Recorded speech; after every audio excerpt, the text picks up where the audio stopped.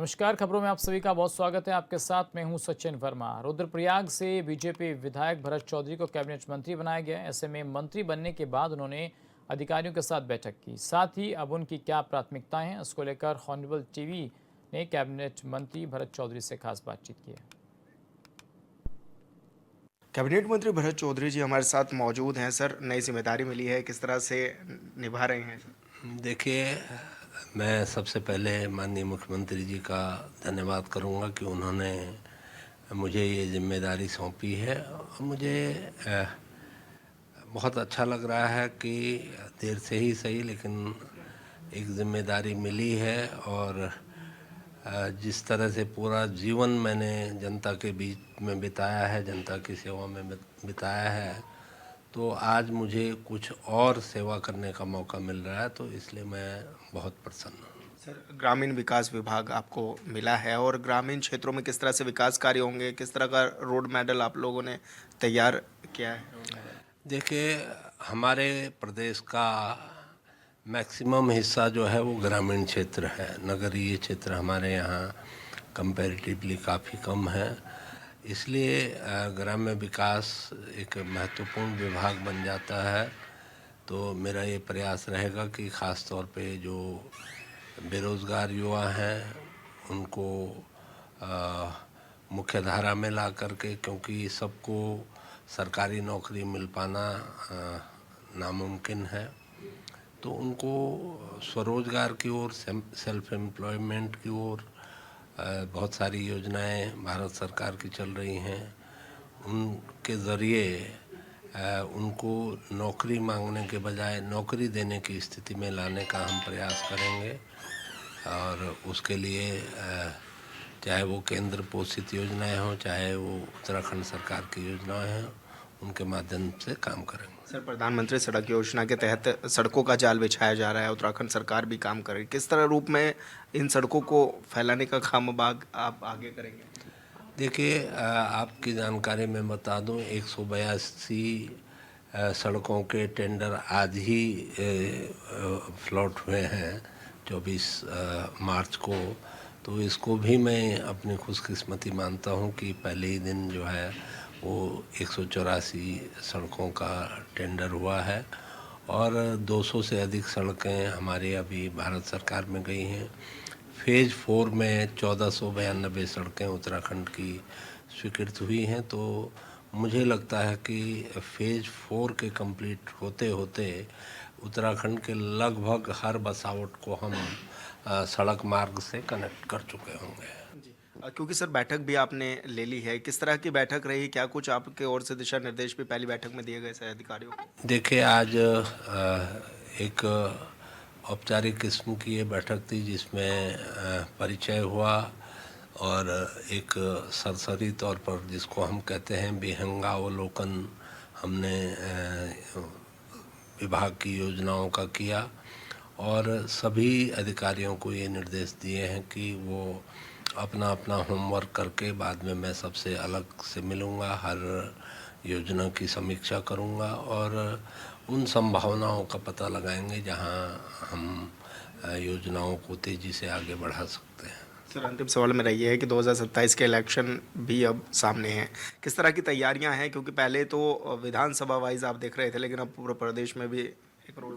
देखिए, 4 साल से हमारे युवा मुख्यमंत्री पुष्कर सिंह धामी जी, जो कि आज तक धाकड़ धामी कहलाते थे, अब उनको एक उपाधि और मिली है। केंद्रीय जो रक्षा मंत्री हैं उन्होंने धुरंधर धामी की भी उनको उपाधि दी है और मैं समझता हूँ कि ये बिल्कुल उन पे सही बैठती है। जिस तरह से उन्होंने 4 साल में काम किए हैं एक युवा विजनरी के रूप में, और वही हमारा सौभाग्य है कि हमको उनके विज़न को आगे बढ़ाना है। और मुझे पूरा यकीन है जिस तरह से उन्होंने प्रदेश की जनता से एक कनेक्ट अपना स्थापित किया है, 2027 में प्रचंड बहुमत से एक बार फिर से बीजेपी की सरकार पुष्कर सिंह धामी के नेतृत्व में बनेगी। जी, धन्यवाद सर हमसे बातचीत करने के लिए। भरत चौधरी जी हमारे साथ हैं, जो कि तमाम विषयों पर हमारे साथ बातचीत कर रहे थे। हॉर्नबिल टीवी के लिए देहरादून से विशाल गर्ग। प्रदेश सरकार के 4 वर्ष पूर्ण होने पर अल्मोड़ा में 4 साल बेमिसाल कार्यक्रम का आयोजन किया गया। बड़ी संख्या में राजनीतिक और स्थानीय लोगों ने प्रतिभाग किया। साथ ही विभिन्न विभागों के स्टॉल लगाए गए। इस दौरान पत्रकारों से वार्ता करते हुए जिलाधिकारी अंशुल सिंह ने कहा कि प्रदेश सरकार ने विभिन्न कार्य किए हैं, जैसे उत्तराखंड यूजीसी लागू करने वाला पहला प्रदेश बनाया। प्रदेश सरकार आम लोगों के लिए विभिन्न प्रकार की योजनाएं चला रही है, जिसका हर व्यक्ति को लाभ मिल रहा है।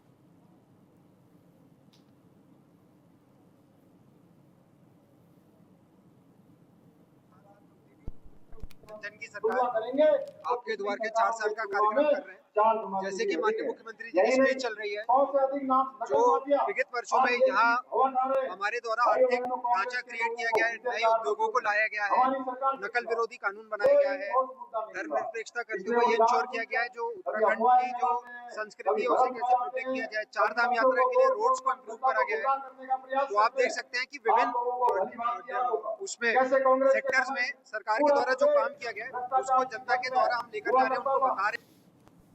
सरोवर नगरी नैनीताल समेत पूरे उत्तराखंड में विवाहितों को चैतन महीने में भचोली देना एक प्राचीन परंपरा है, जिसकी जानकारी देते हुए डीएसबी कॉलेज के विभागाध्यक्ष प्रोफेसर ललित तिवारी ने बताया कि उत्तराखंड में भिचोली एक बहुत प्राचीन परंपरा है, जिसमें माता पिता भाई की ओर से विवाहित बेटियों को वस्त्र, पकवान समेत अन्य सामान दिया जाता है। हिमालय की संस्कृति है, उसमें बहुत सारे गुण दिखाई देते हैं और बहुत सारी जो ऐसी विशेषताएं हैं जो कहीं विश्व में दूसरी जगह नहीं पाई जाती हैं। और उसी तरह से जिस तरह से चैत का महीना आता है, चैत का महीना इस प्रकृति के रोमांच को दिखाता है, इस प्रकृति के हरियाली को दिखाता है, उसके पुष्पांकित होने का दिखाता है। उसी तरह से जो मानवीय रिश्ते हैं इस चैत के महीने में बहुत मजबूत होते हैं। और विशेष रूप से उत्तराखंड और कुमाऊँ में एक संस्कृति है भिटौली के अंतर्गत जो चैत्र मास में आयोजित की जाती है, और जो भिटौली के 30 दिन है वो चैत्र मास को समर्पित है और चैत्र मास में ही भिटौली दी जाती है। भिटौली एक ऐसी परंपरा है जिस परंपरा के अंतर्गत जो बालिका की जो विवाह किया जाता है, जो स्त्री का विवाह किया जाता है, और उसके बाद उसको मायके की तरफ से कैसे उसको याद कर सकते हैं, कैसे उसको उपहार दे सकते हैं। तो यही भिटौली का जो मजबूत कड़ी है, जो हमारी परंपराएं हैं, उस पर नज़र आती है। तो आपने देखा किस तरीके से यहाँ जो प्रथा है उसको लेकर बताया जा रहा है। और भिटोली देने की प्रथा जो है नैनीताल में होती है, और इसमें जो तमाम सामान हैं, चाहे कपड़े हों, बर्तन हो, फल आदि जो हैं वो देने की प्रथा होती है। नैनीताल से हम ये आपको अहम जानकारी दे रहे थे, जहाँ पर शादी से पहले इस तरीके की कई रस्में जो हैं वो निभाई जाती हैं, और अलग अलग क्षेत्र में अलग अलग तरीके की रस्में होती हैं। और चलो इसी बीच एक बड़ी खबर आ रही है मंत्रिमंडल विस्तार को लेकर। मंत्रिमंडल के विस्तार के बाद धामी कैबिनेट की पहली बैठक हुई है। 16 बड़े प्रस्तावों पर फिलहाल मोहर लगती हुई नजर आ रही है। न्यायिक अधिकारियों को ई व्हीकल पर ब्याज छूट देने का फैसला किया गया। ये अहम जानकारी आ रही है। जो 2 व्हीकल चलाते हैं, यानी कि जो ई रिक्शा है या इस तरीके के और वाहन पर छूट देने का फैसला किया गया है। इसके अलावा फ्री बिजली योजना में सब्सिडी वसूली एक्ट को भी मंजूरी दे दी गई है। तो ये फ्री बिजली को लेकर भी फैसला हुआ है, जो सब्सिडी है उसको लेकर फैसला हुआ है। इसके अलावा ब्याज को छूट देने का फैसला हुआ है। जो ई व्हीकल हैं, जो इलेक्ट्रिकल व्हीकल हैं, उनका जो ब्याज लगता है उस पर छूट देने का फैसला किया गया। तो मंत्रिमंडल की आज अहम बैठक थी, जिसमें ये अहम जानकारी मिलकर सामने आ रही है। योगेश आर्य हमारे सहयोगी हमारे साथ फोन लाइन पर जुड़ गए हैं। योगेश, जिस तरीके से कैबिनेट की पहली बैठक हुई, 5 विधायकों को मंत्री बनाने के बाद क्या क्या फैसले लिए गए बैठक में? हाँ देखिए, बिल्कुल सचिन, जिस तरह से 5 मंत्री का मिलने के बाद और पहली बैठक जो है पूर्ण कैबिनेट बैठक हुई है, उसकी बात करें तो उसमें जो है काफी लंबे वक्त तक चली इस बैठक में 16 प्रस्ताव पर मोहर लगी है। लोक निर्माण विभाग में 1 करोड़ से ऊपर की कंसल्टेंसी को पास किया गया है। न्याय विभाग में न्याय कर्मचारियों को नॉमिनल ट्रस्ट रेट पर 10 लाख रुपए का सॉफ्ट लोन ले सकेंगे। वन विभाग में मुख्य प्रशासनिक पद हेतु न्यूनतम सेवा 25 वर्ष का प्रावधान था। कार्मिक विभाग में 22 वर्ष, और अब कार्मिक विभाग की तर्ज पर प्रशासनिक पद पर भी न्यूनतम सेवा का जो है 22 वर्ष की गई है। ऊर्जा विभाग में सब्सिडी की 31 मार्च तक भी लाभ मिलेगा। उच्च शिक्षा विभाग स्वामी हिमालयन विश्वविद्यालय की प्रीमियम को लेकर प्रस्तुति दी गई है। गृह विभाग में 2025 में नियमावली लागू होगी। वही उत्तराखंड होमगार्ड के लिए नियमावली बनाई गई है। गृह विभाग न्याय संहिता लागू के बाद प्रशिक्षण के विशेष रखने की अनुमति दी गई है। कार्मिक विभाग में बढ़ती सिपाही निरीक्षक और पदों पर नियमावली बनाई गई है। इसके साथ साथ माध्यमिक शिक्षा में एडे स्कूल में स्टडी के लिए उप समिति बनाई गई है। खाद्य नागरिक आपूर्ति विभाग में जो है 2 लाख से अधिक मीट्रिक टन का लक्ष्य रखा गया है। गेहूं और धान की खरीद पर भारत सरकार के प्रतिशत मंडी शुल्क जो है राज्य सरकार देगी। इसके चलते फ्री बिजली योजना में सब्सिडी वसूली की बात हो, नियोजन विभाग में सेतु आयोग में बनाए गए टेस्ट के मंत्रिमंडल द्वारा स्वीकृति दी गई है। तो यानी इस तरह से कुल मिलाकर 16 प्रस्ताव जो है मंत्रिमंडल में आए थे, जिनको जो है मंजूरी मिल गई है। बिल्कुल, तो योगेश, ये माना जा रहा है जिस तरीके से 16 प्रस्ताव हैं, कहीं ना कहीं जनहित के काम जो हैं उनका फैसला भी हुआ है और उम्मीद लगाई जा रही है कि मंत्रिमंडल में जो फैसले होते हैं ज़्यादातर जनता के हितों को ध्यान में रखकर किए जाते हैं। तो इन फैसलों से कितना माना जा रहा है जनता को लाभ होगा?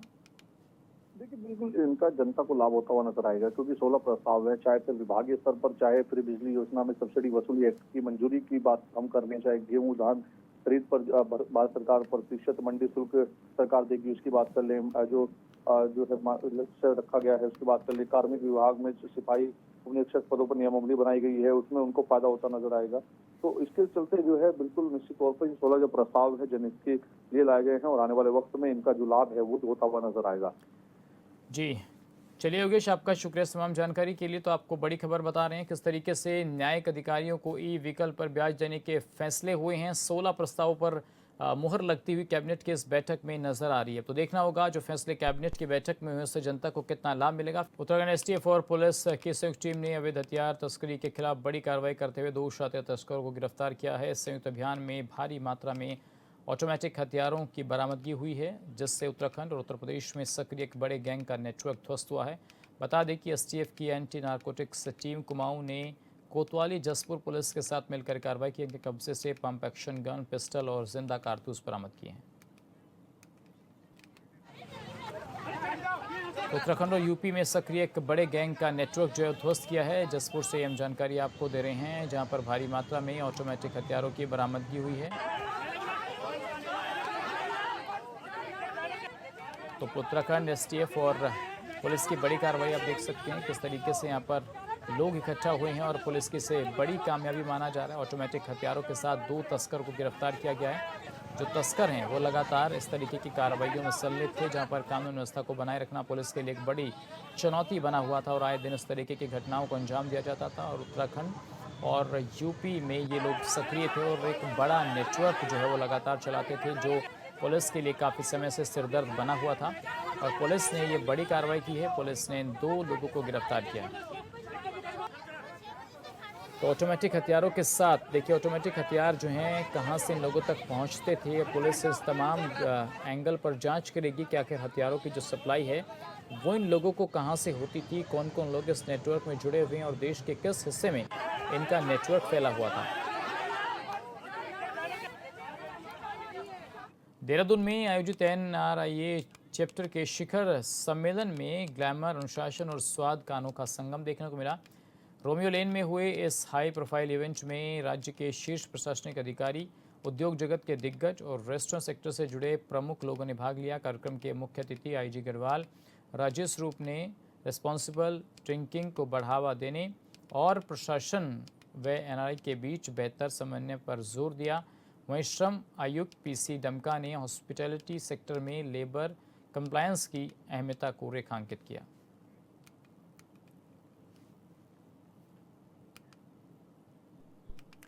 देश भर में घरेलू और कमर्शियल गैस की किल्लत से हाहाकार मचा है। वहीं हरिद्वार से एक चौंकाने वाला मामला सामने आया। आरोप है कि NHAI सड़क निर्माण में कमर्शियल गैस सिलेंडरों का खुला दुरुपयोग हो रहा है, जबकि जिला पूर्ति विभाग अनजान बना हुआ है। आमजन को दिन भर लाइनों में खड़े रहकर भी सिलेंडर नहीं मिल पा रहे हैं। वहीं NHAI गैस कटर के लिए इनका इस्तेमाल कर रहा है, जिस कारण जिला पूर्ति अधिकारी की कार्यप्रणाली पर भी सवाल उठने लगे हैं।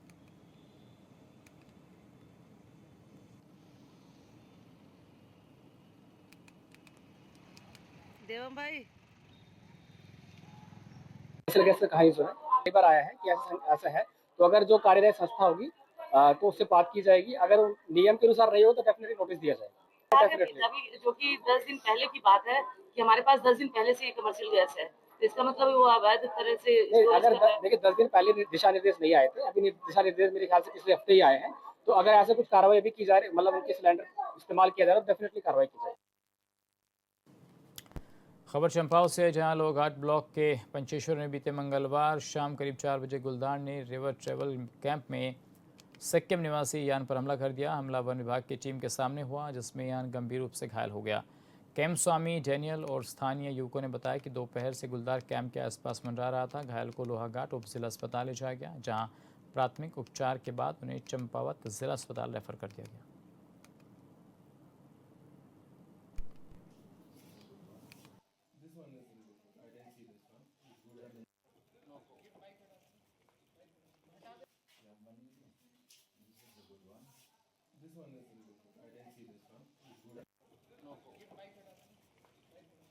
ये पंचेश्वर से आए हैं, इंसान हैं, वहाँ पे ये कार्य कर रहे थे और जैसे कि इनके साथ वालों ने बताया है कि ये बाथरूम में जा रहे थे।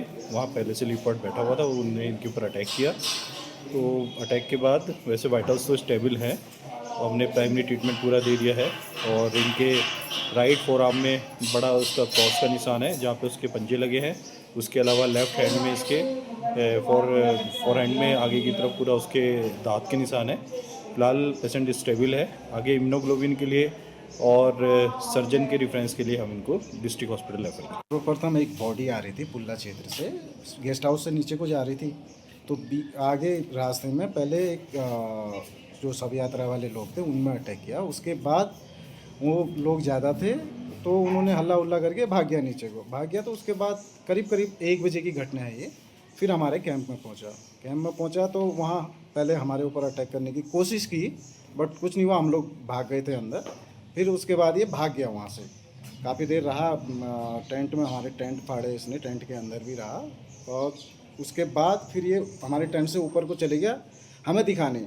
फिर फाइनली करीब 4 साढ़े 4 बजे के आसपास हमारे गेस्ट टॉयलेट के लिए गए, तो टॉयलेट के अंदर बैठा था, हमने देखा नहीं था इसको, तो उन पे ऊपर अटैक कर दिया। हाँ, अटैक के वक्त हाँ पहुंच गए थे वो लोग, उनके सामने ही अटैक हुआ है। वो भी हेल्प किया हल्ला हुल्ला करने में। अभी वनकर्मी भी वहीं पर हैं, मौजूद हैं, कैंप में ही बैठे।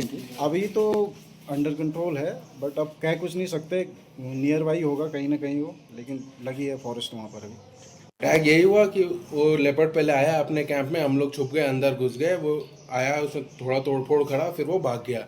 हमें लगा वो भाग गया, बट वो एक्चुअली जाके बाथरूम के अंदर छुप गया। फिर 1-1.5 घंटे बाद हम लोग अपने, जो मेरा फ्रेंड है वो गया बाथरूम के पास। जैसे ही वो गया सीधा उसने अटैक करा एंड मतलब हाथ में काट लिया, सिर में काट लिया, गले में काट लिया, वो सब तो काटा ही है, वो आपने देखा ही है।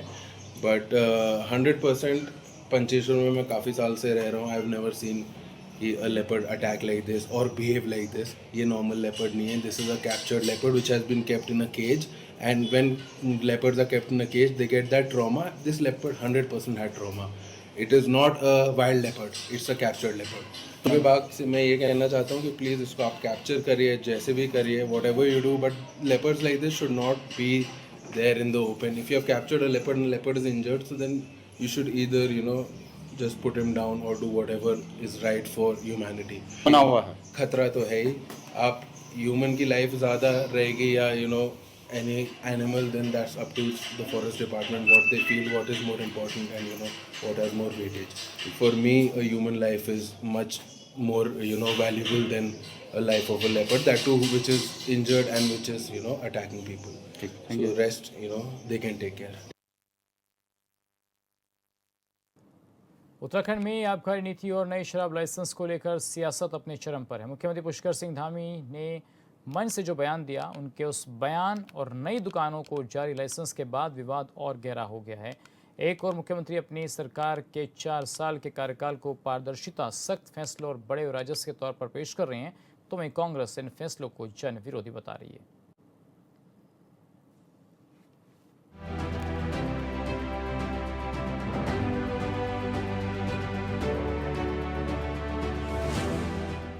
उत्तराखंड में 4 साल के कार्यकाल पूरा होने पर आयोजित कार्यक्रम में सीएम धामी ने कहा कि कांग्रेस शासनकाल में शराब के लाइसेंस देने की प्रक्रिया भ्रष्टाचार से घिरी हुई थी।